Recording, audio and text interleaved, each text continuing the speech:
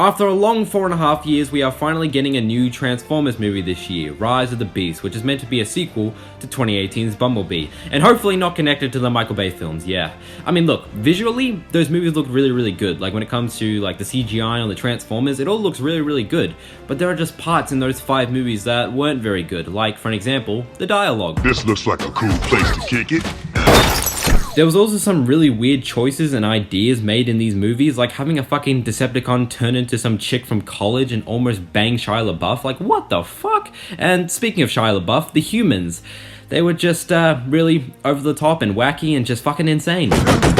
And Michael Bay constantly making sure every single female character in every shot looks stunning and perfect. Even if there's scenes with destruction and chaos, they still need to look beautiful in every shot. And how could we forget about the explosion? I think we see more explosions than the Transformers themselves. And we also see some old guy explain how Transformers have been on Earth for thousands of years and fought in World War II. Like, why? I'm awfully sorry about that. Yeah, you should be. And yeah, these movies are kind of wacky and they're weird and confusing, but they're still kind of fun. So yeah, we're gonna rank all 5 Michael Bay movies and Bumblebee and rank all these movies from worst to best, all because we're getting a new Transformers movie this year, and it's like the perfect time to do it. So yeah, let's get started. Autobots, Roll out. We roll. coming to number 6 is going to be Transformers: The Last Knight, the 5th and hopefully final movie in Michael Bay's Transformers universe, and unfortunately it did not end with a bang, although there were a lot of bangs. This movie sucked. This is easily the worst of all of the Transformers live action movies. It's just the same old shit Michael Bay has already done, but even more boring. It had the same shit, explosions, a bunch of human characters, and a lot of weird dialogue. Decepticons is in the street. Like I mentioned at the start of the video, this old guy is introduced in this movie and talks about how Transformers have been around for thousands of years, which makes no sense, and how they fought in World War II and all this dumb shit, and I don't know why Michael Bay wanted to do this. It was really weird and confusing. Megatron's back, even though in the last movie he was Galvatron, and now he's just Megatron again. I don't know what the fuck that's all about. There's this little girl in the movie. I don't know why she's in the movie. She's meant to be like, I think she's meant to be like the strong female character, but other than that, I don't know why she's in this movie. I have no idea. Why are you in this movie? I don't know. She doesn't even know. I can confidently say that the CGI and special effects in this movie looked really, really good. On the Transformers, the CGI, it all looked really good. It did get a little weird near the end with the fucking 3-headed Transformer dragon. Like, why? Like fucking King Ghidorah looking ass, but alright. Yeah, it's just the same shit Michael Bay's already done, just a lot more complicated and boring and confusing with the whole exposition about how Transformers have been on Earth for a long time. It's just like, why, Michael Bay? Why did you do this? Even though this is like one of the shorter ones. This is I think one of the shortest movie in the Michael Bay movies, and it's the one I never want to watch again because it's that boring. I can say that the best part in this movie was easily the fight between Bumblebee and Nemesis Prime. That was a cool fight. That is easily the best part of this movie. Until Bumblebee gets his voice back, which was kind of random. But yeah, that was the best part. But other than that, this movie was trash. It was boring. I don't want to watch it again. And the fucking movie just ends with Optimus reminding us what his fucking name is. I am Optimus Prime. For like the 10th fucking time. Like, come on, Optimus. Well, whatever. Let's move on.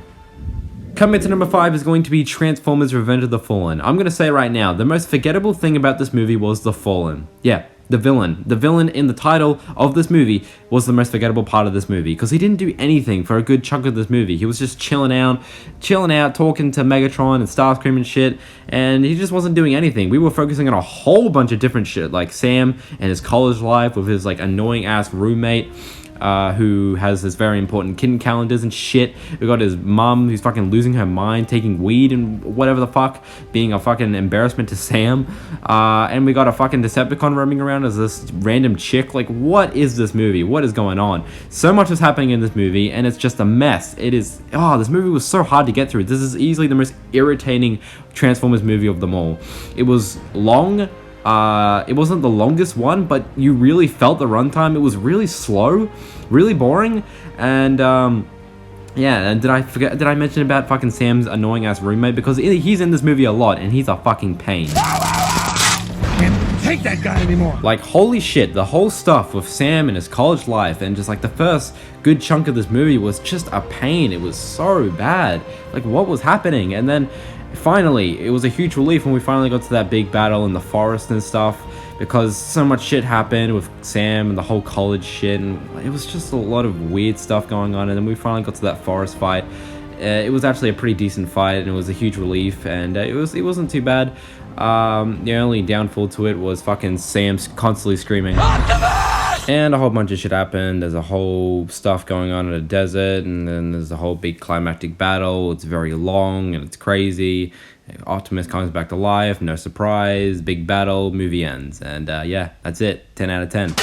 Ugh, no, this movie was just slow and irritating. Moving on.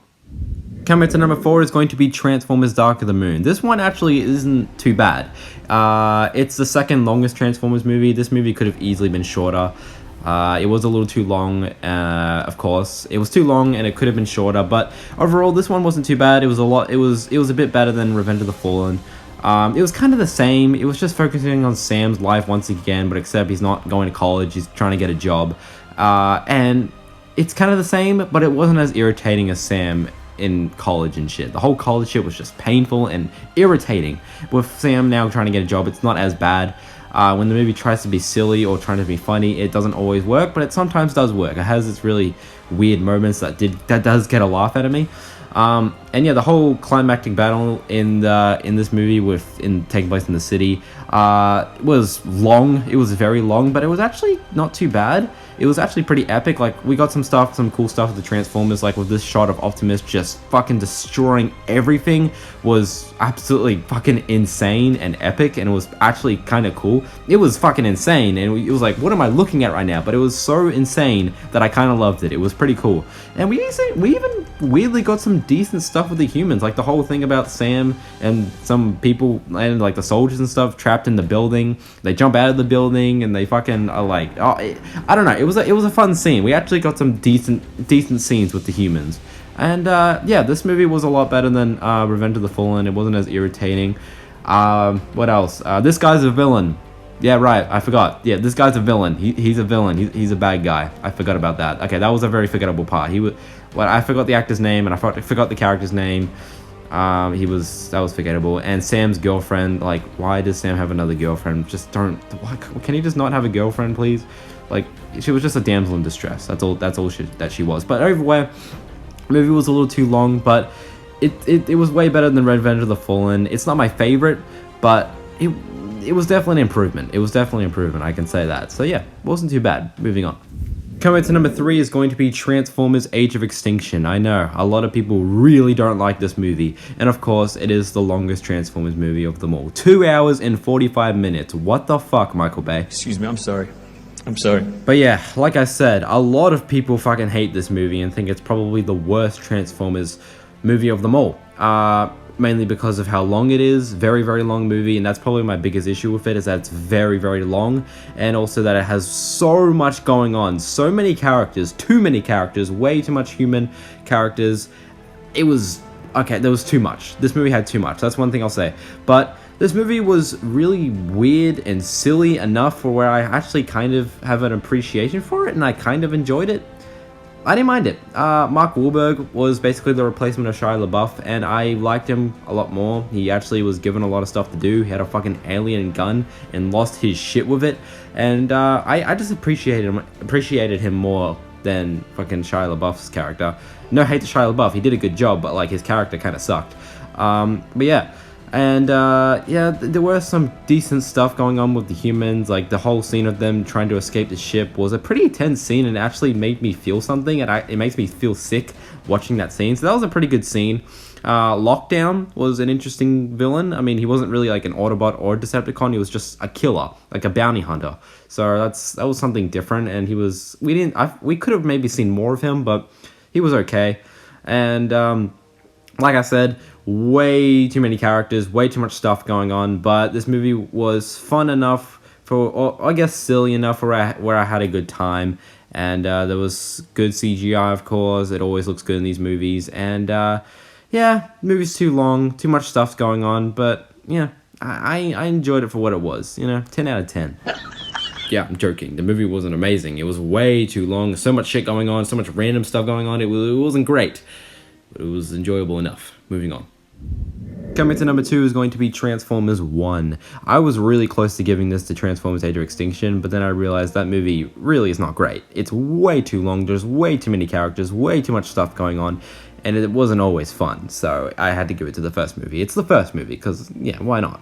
It's kind of sad, like, really, like, 2007 this came out, and the CGI still looks really, really impressive and really good, and it honestly looks way better than CGI we get nowadays in 2023. It's sad. And yeah, although it is the first movie, it still has its typical Michael Bay humor. Sometimes it's funny and sometimes it's too fucking stupid. And yeah, there's some really epic moments in this movie, like the scene of all the Autobots coming to Earth and coming together and stuff was pretty epic and very nostalgic as well, especially with like the music and stuff. It's been like many years since I first watched this movie. I don't even remember when I first watched this movie, but it was fucking like probably a whole decade ago now, and it was, yeah, this is definitely the most nostalgic Transformers movie, easily. And this movie's not perfect. It doesn't have there's too many characters in this movie. Like, you would expect it would focus on like Shia LaBeouf and Megan Fox, but like there's a bunch of other people that show up. There's this whole military shit going on, and just it focuses on like different people, different characters, and it's like it doesn't have a clear focus. That's an issue Michael Bay has with like all of his Transformers movies. That he has a hard time focusing on characters and who to focus on and stuff. It's something he struggles with. And yeah, I don't know. It's the first movie. I don't want to hate on it too much. I want to point out that this scene of Barricade yelling at Sam, him fucking saying this shit. Are you username Ladiesman 217? I never realized that Barricade was saying Sam's eBay account name. Now that I do, that line sounds so fucking funny now. I was like, oh my god, he's screaming at him. It's scary. But now knowing he fucking said, "Are you Ladiesman 217?" it just sounds hilarious. Yeah. Overall, this is like I said, it's the first movie. I don't want to hate on it too much. It's good. It's fun. It's cool. It's action packed. It's stupid at times and it doesn't have a clear focus on characters and stuff, but it's got Transformers in it and it's fucking crazy. But I wouldn't say it's the best one, because coming up to number 1 is Bumblebee, of course. I wasn't really sure if I wanted to give the number 1 spot to Bumblebee. I was like, does it really deserve it? And I've thought it does. I think it does. It just felt like the people who made this movie, the director and everybody, they knew what they wanted to do with this movie. They knew what they were doing. They knew what they wanted to make and what they wanted this movie to be like, and they knew what they were doing. Unlike Michael Bay and his Transformers movies, it just felt like he didn't really know what he was doing. He didn't have a clear focus on the characters and stuff. This movie felt like it had a clear focus and knew what it was doing. And the movie it felt like, everybody actually took a good look at, like, let's say the G1 Transformers cartoon show, or even the fucking video games, took a good look at that and took inspiration from that and created that really amazing opening scene taking place in Cybertron, which looked fucking awesome. Like, just looking at the designs of everybody, it felt like they did take inspiration from the G1 cartoon and the video games and stuff. It looked really good. And then everything else happened, with the whole relationship between Bumblebee and Charlie. Haley Steinfeld, she was really good. She's a really good actress. She did a pretty good job.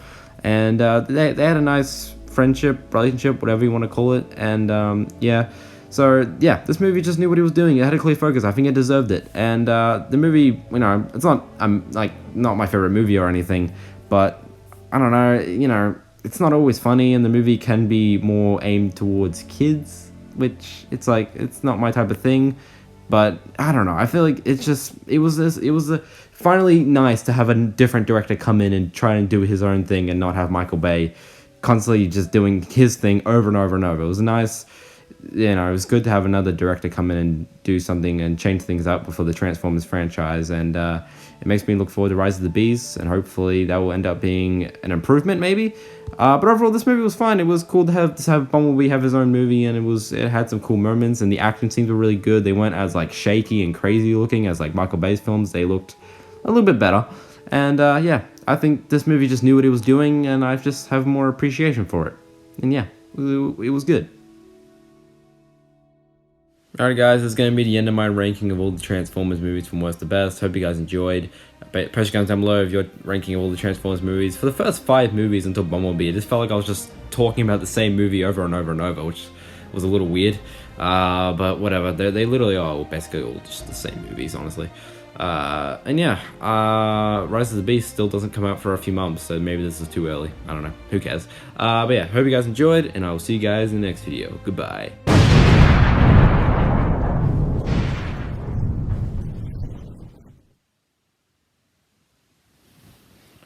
Ow.